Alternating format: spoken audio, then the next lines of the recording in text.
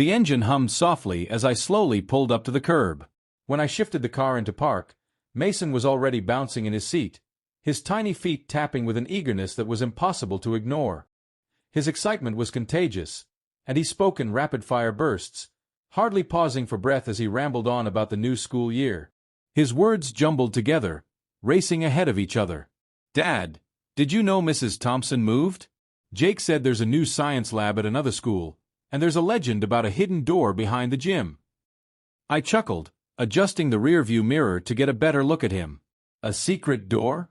You think it's real?" I teased. Mason nodded with such enthusiasm, his head shaking so violently I almost expected it to detach. "Yes, and I'll be the first to find it." For a moment, I felt the weight of his joy and almost forgot what was waiting just beyond the car. But then my gut tightened. I didn't need to check the time. I knew they were here. Mason's voice trailed off as he reached for the door handle. "Dad, are you okay?" he asked, his voice soft but tinged with worry. I managed to force a smile, the kind I hoped would reassure him. "Of course, buddy. Remember, today's your big day. Let's make it fantastic." I quickly grabbed Mason's backpack, helping him out of the car. The crisp morning air enveloped us, filled with the cheerful sounds of children laughing and parents giving last-minute reminders. The occasional honk of an impatient driver cut through the noise, but none of that could drown out the voice I dreaded hearing. "Lucas!" I turned. There stood Sophie, my ex-wife, exuding her usual air of superiority. She was just polite enough to seem civil, but there was always that undercurrent of condescension in the way she carried herself, as though she had everything perfectly under control. Next to her stood Brandon, arms crossed in that ever-present smug manner, as if he was posing for a magazine cover.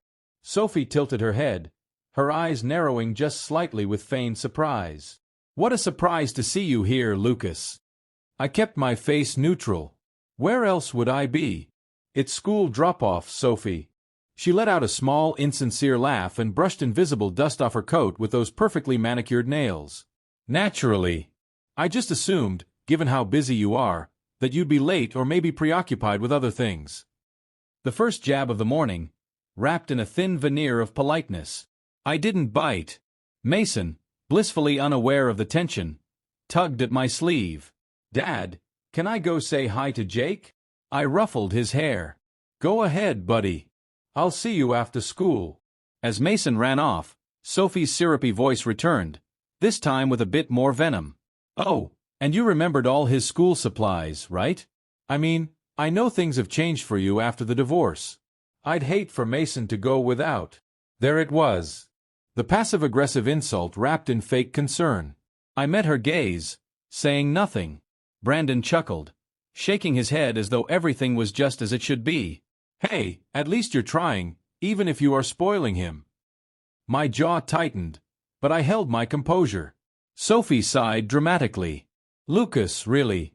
I'm just so proud of how you're handling things." The usual game.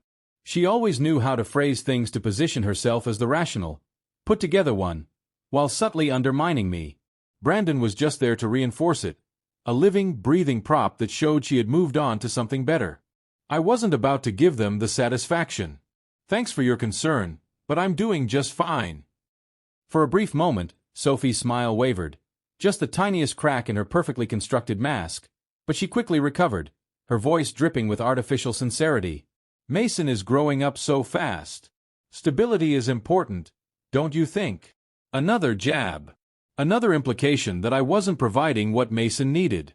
Brandon, still standing there like an unmoving statue, finally spoke. "Sophie and I were actually discussing something. We think it might be better if Mason spends more time with us during the school year. Things are just more structured on our end." And there it was.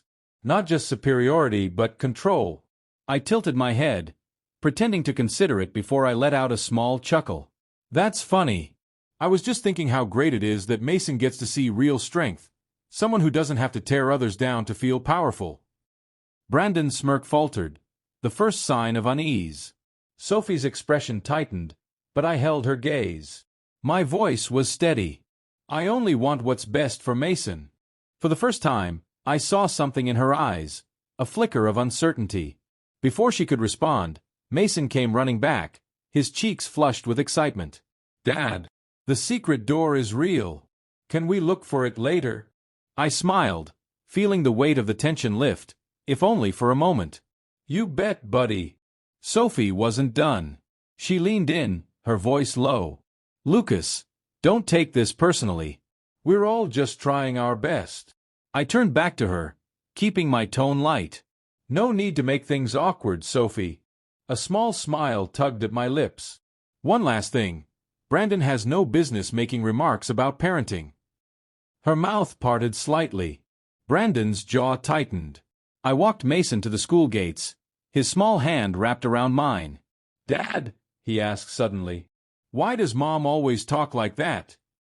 I sighed, squeezing his hand gently. "She's just being herself, buddy." As Mason ran toward the school doors, I glanced back. For the first time, Sophie and Brandon weren't as sure of themselves. Maybe they hadn't gotten under my skin as much as they thought. Maybe, just maybe, they were the ones off balance. I took a deep breath, unclenching my fists, and walked back to my car. Sophie and Brandon had perfected their routine. Subtle digs, smug confidence, their little power play. But today was different. I wasn't leaving with a knot in my stomach. I wasn't replaying their words in my mind, dissecting each insult. No, today I saw something new. A crack in their certainty. A flicker of doubt. And that was a feeling I could get used to. I slid into the driver's seat and turned on the engine. The soft hum of the car filled the air. For years, Sophie had controlled the narrative, framing our divorce as a triumphant new beginning while I was meant to be the struggling ex. But what if she was wrong? What if I was the one holding everything together? I drummed my fingers on the steering wheel, a small grin tugging at my lips. They expected me to break, to be shaken by their words. But today, I gave them nothing. As I pulled out of the parking lot, the sun glared off my windshield. For the first time in a long time, I wasn't affected by their words. I was fine. No, I was better than fine. I was free. As I drove home, I let my mind wander, taking in the quiet of the evening. When I stepped into the house, the silence wrapped around me like a cloak. I kicked off my shoes, tossed my keys onto the entry table, and poured myself a fresh cup of coffee. For far too long, Sophie had been the voice that dictated how I viewed myself. Her words had been sharp and cutting, planting seeds of doubt that made me question my worth at every turn. For a long time I let them take root. But not anymore. Leaning against the counter, I watched the steam rise from my coffee cup, taking a deep breath. Maybe it was finally time to rewrite my own story. I wasn't just surviving anymore. I was thriving. And soon they'd see that too. Brandon hadn't just been trying to undermine me in front of my clients at the Invest VR meeting. He was attempting to destroy my reputation before I had even gotten the chance to move forward. But I wasn't going to let that happen. I needed reinforcements. I grabbed my phone and called the one person I trusted to handle this. Alex Lucas. When he picked up on the first ring, I mumbled, "I need you." He didn't waste any time with pleasantries. Alex knew what I needed, and he was ready to dive in. I briefed him on the dubious questions raised by Brandon's LLC, the suspicious paper trail that was clearly designed to harm my reputation. After I finished explaining, there was a long pause. Finally, Alex let out a low whistle. "This is bold," he said, "but if he's really trying to sabotage you with false allegations, we could be looking at a serious case of defamation. Not to mention fraud." A grin tugged at my lips. I knew Brandon wasn't as untouchable as he thought. "Do what you need to," I told him. "And I want to know if any of my clients are supporting him." Alex agreed and promised to get back to me in a few days with something concrete. I hung up the phone with a sense of clarity I hadn't felt in months. Brandon had made a grave mistake. He thought he was in control, but he had no idea what was coming next. Instead of waiting for the inevitable second blow, I decided to strike first. I crafted a carefully worded email to my most important business contacts, addressing the rumors and false information that had been spread about my company. I wasn't going to let these attacks take hold. I reassured them about our solid financial standing and rapid expansion, inviting them to contact me directly if they had any concerns. I made it clear that transparency was my priority, and there were exciting developments on the horizon. Sitting back in my chair, I knew this was more than just a defensive move, it was a preemptive strike. I wasn't going to allow Brandon's lies to take root. After years of being on the defensive, I was finally taking control. For the first time in a long while, I felt like I was one step ahead. Sophie and Brandon had manipulated the narrative for far too long, but now the rules were mine to set, and they were completely in the dark about what I was about to do. The next morning, I checked my inbox over a cup of coffee. The responses to my email were overwhelmingly positive. My colleagues weren't just reassured, they were actively encouraging me. Some even complimented my recent achievements and expressed their excitement for the upcoming investor deal. Brandon's smear campaign had backfired. He tried to plant seeds of doubt, but all he'd done was give me the perfect opportunity to reaffirm my position. The tide was turning, and it was time to escalate. I called Alex. "Do you have something?" I asked. "Oh, I have more than something," he replied, a hint of amusement in his voice. "Brandon's LLC is a joke. He's losing support from his backers in the industry already." I grinned. "What about the report linking him to that PR firm? The one that specializes in spreading false information?" Alex confirmed. "They're paid to do exactly that. And guess whose name is on the invoice?" "That's all I need to hear," I said, the confidence building inside me. An hour before the investor meeting, everything was in place. I knew my business inside and out. But more importantly, I had already set the tone. Confidence, not desperation. When the meeting started, I didn't hold back. I walked the investors through the development of my business, showcasing our revenue growth, market position, and newly signed contracts.